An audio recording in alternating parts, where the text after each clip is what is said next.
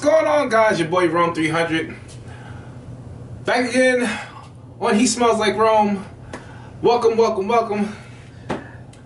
Get ready, because this one is going to be my top, not 10, but 14 winter fragrances for 2017. So I'm like super excited to get these things out to you guys. This is just to let you guys know who are new to my channel. I am going to bring some fragrances to the forefront that's probably not talked about. Some you're familiar with, some you're not familiar with, just to give a little twist. So without further ado, let's get this smell good going. Alright, let's start off with number 14. 14 is from Prada. Prada Homme, Amber Homme, excuse me. This is one of the first fragrances I purchased back in the day. I mean, like 2006. I purchased this 2006, 2007, whichever year it came out. And for me, this is a dry amber, slightly thick, a little clean, but more of a dry amber, not a sweet amber to me, but more dry, more of a thick amber. Perfect for the winter, in my opinion. A lot of people say it's a clean, fresh fragrance. I don't get too much of a fresh, but I do get that clean vibe and a dry amber behind it. And number 14. Alright, so let's go on to number 13. Number 13 is from UZAC. This is Immortal Beloved. Immortal Beloved is by far the booziest fragrance I have in my collection. This has rum, Immortal, very thick, very sweet Immortal flower. Oh man, I don't even wear this until it's really cold outside, to be honest with you, because this thing will choke you out. This thing, I don't wear it in the house, only when I'm out in the cold weather and I'm traveling or I'm out shopping doing something that I'm always going to be in the cold because it's super strong. But a very, very boozy, sweet, gorgeous fragrance. And number 13. Moving right along, because we're going to move this thing along, yo. We got Paul Smith London. Oh, this is a sleeper in the fragrance community. I'm telling you guys, this is probably one of the most hardest fragrances to describe. I'm going to try my best. Definitely a review coming up on this thing later this year. But I would tell you this is a combination between lavender and also some fresh citrus notes. Has a woody background, but super, super professional type of fragrance. If I'm wearing a suit, I'm trying to impress, I'm definitely pulling this one out. Paul Smith London. Next up, only have a 10 ml, excuse me, a 15 ml bottle travel size from MDCI. This is their new fragrance. This is La Barber de Tanger. I'm not saying the word. I don't speak French or Italian. I don't know, but y'all understand the new barbershop fragrance. You guys know. If you don't know, this is a classic barbershop fragrance. Clean, just got a cut, just got a shave, has that aftershave, oak moss feel. Beautiful, in my opinion. Some people don't like it because it does have that classic barbershop 1950 style vibe. But I just think of the whole, gangsters, going to the barbershop, asking the barber to, clean them up, give them a shave, and they're on their way. And this is definitely that type of vibe I get from this. So, moving along, that was 14, 13, 12, 11. Now we on to number 10. Getting a little closer now. 10 is another barbershop fragrance. This is more on the street, urban, just Jersey City, Manhattan streets of Harlem type of barbershop. You know that barbershop that got the drunk outside, they got the guys talking about who's the best boxer inside, the barbershop that don't mind people smoking the cigar, playing chess inside. This is that barbershop fragrance. This is from NEZ A NEZ. This is Amour de Artiste, I hope I'm saying that right. Boozy, rum, cognac, lavender, just a modern day type of vibe. This is more, in my opinion, the 90s of barbershop fragrances. Next up, at number 9, one of the powerhouses in my fragrance collection. This is Victory from Boadicea the Victorious. Still the strongest fragrance in my collection. This is oud, leather, birch, saffron. Just a pure perfection of just that animalic type of fragrance. This does have castoreum in it. This does give off an animalic kind of body odor vibe, but it just is a smoothest leather oud fragrance that I've smelled by far. Boadicea the Victorious Victory. I will be getting the full bottle of this. Look for a review on this one also. Alright, next up we have 8. And y'all know, well, you don't know, but 8 is none other than the gold beast. The gold beast is Amouage Gold, the prince of Amouage. You either hate it or you love it. I actually love it. This is a powdery, slightly oud, incense-based fragrance. Some people say it has an animalic note. I don't get that. I get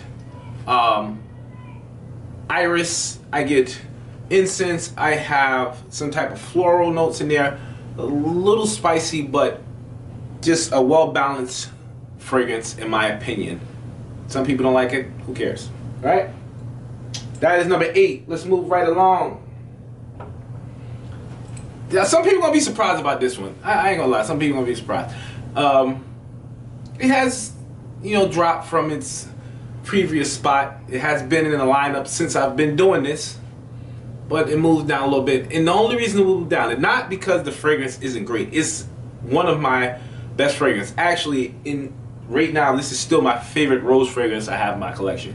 But I only wear it on special occasions, and I'm probably only gonna wear it maybe 2 times this winter, because that's pretty much what it is. And that fragrance is Boadicea the Victorious Nemer. Eggwood, oud, rose, 2 actual types of roses, saffron, amber. This is rose oud combination to the finest. Very reminiscent of a Middle Eastern vibe when it comes to rose and oud. Very strong, long-lasting, beautiful, opulent, very I guess you could say presidential type fragrance, in my opinion. Alright, so that is number 7. Let's move on to number 6. Number 6 is one of the private collections from Guerlain. Unfortunately, this one is discontinued, but still one of the best fragrances I've ever smelled in their line. This is Myrrhe and Delires from Guerlain's private line of Guerlain. This has one of my favorite notes, if you don't know, is myrrhe. This has that in there, obviously, it's the name. But this is a myrrhe, saffron, patchouli type fragrance, but this also has a clean note in there. And I don't know where the cleanness comes from, but it's like a citrus type clean, but it's just beautiful. And it's long lasting. This thing is winter written all over it. Wear this in winter, you have no problem. You will smell it even with your coat on, and it lasts at least 15 hours. Beautiful fragrance. If you can find it, look it up. It is unfortunately discontinued, but beautiful fragrance, y'all. Myrrhe and Delires. And number 6.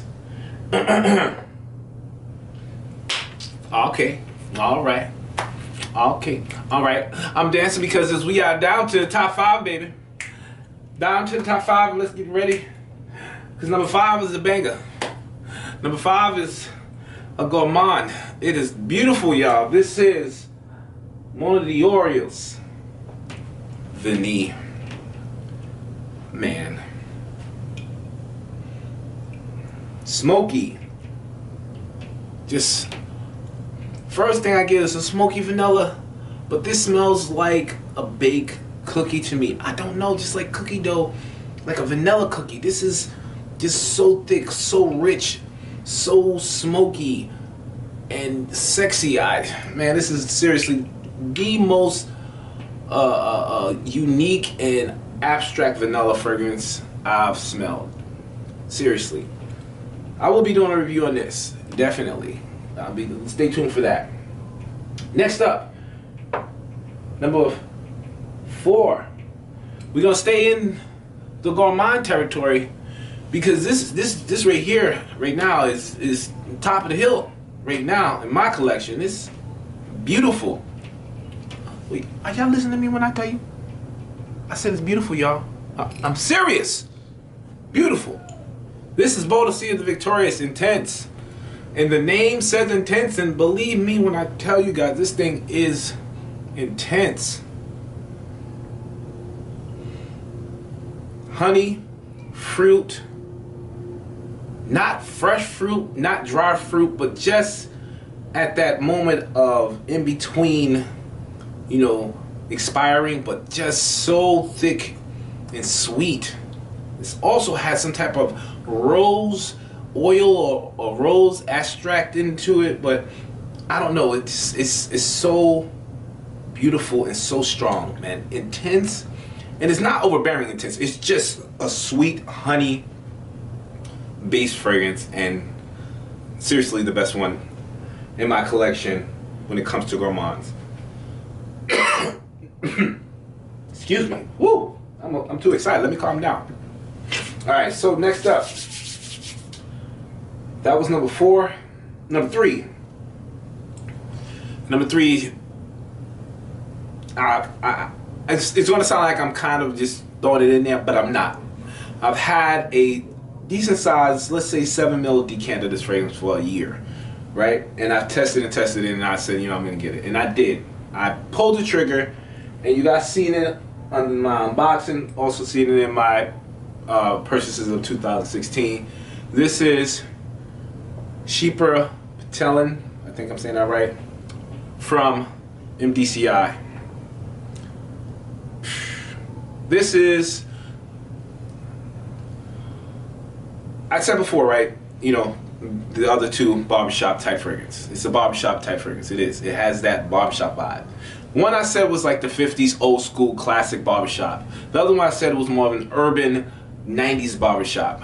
This right here is late 70s, early 80s barbershop fragrance that, when I tell you guys, it's just, in my opinion, the sweet barbershop. You know, the sweet, you know, I got, you know, the fresh lineup.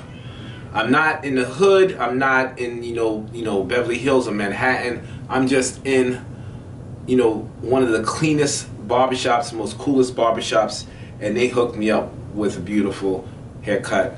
Threw that lavender on, had a little bit of fruit note in that lavender, and the plum, lavender, the wood notes, it's just, if I can say, a modern day classic, but with an edge.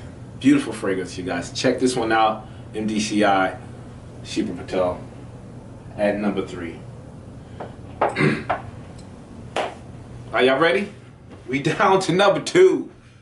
I'm excited. Number 2, everybody already knows, you know, they can assume what they think number 1 is. But let's pull it out. Maybe number 1 is changed, maybe number 2 is changed, I don't know.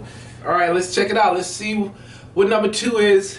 And this one is, drum roll please, Jul Et Mad, Amour de Palazzo.